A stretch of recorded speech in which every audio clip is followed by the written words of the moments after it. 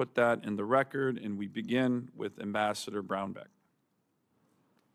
Thank you very much, Mr. Chairman, and I'm honored to be here and honored to be with you all and to see you and the work that I've done with several of you for many, many years, and it's been important work and maybe more important than now.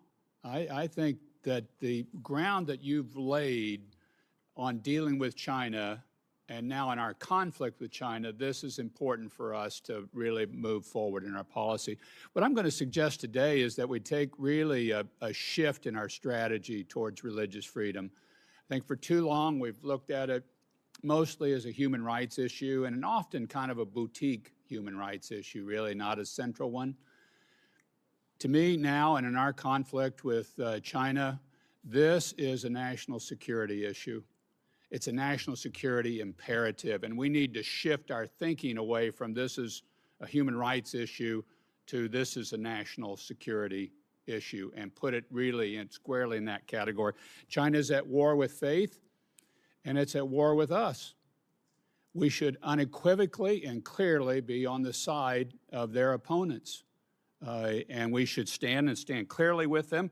I think it's also quite clear that China fears religious freedom far more than they fear our aircraft carriers or our nuclear weapons. They're far more concerned. They spend billions of dollars annually harassing everybody up and down this line here. I've just finished a book up that's at the publishers on China's war on faith. They treat everybody the same. You will either be subdued to us or we're going to eliminate you. You choose, but it's one of the two.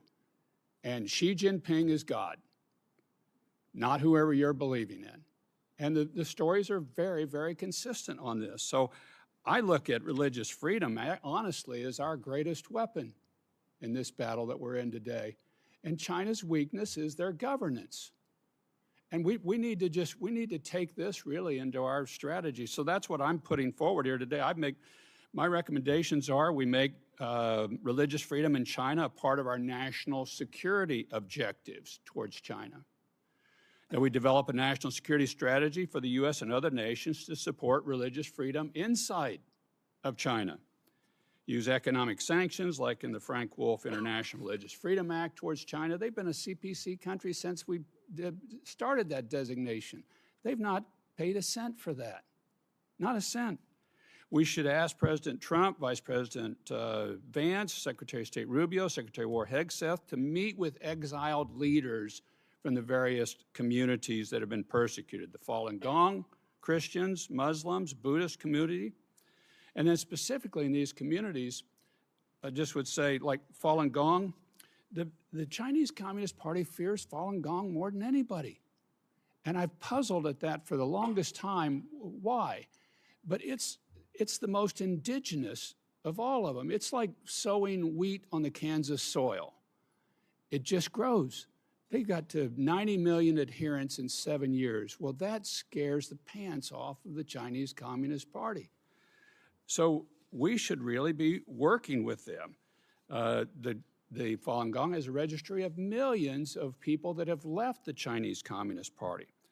I think we should do the following: recognize a genocide against the Falun Gong being done by the Chinese government. They have sought to wipe them out. Meet with key leaders in exile, that are in exile, to support their right to religious freedom in China, Falun Gong members, and support their effort to break the great Chinese internet firewall, which many of us have been about for a long time. Christians, we obviously need to strongly advocate for the release of people like Pastor Ezra Jin, the Zion Church, Pastor Wang Yi, who is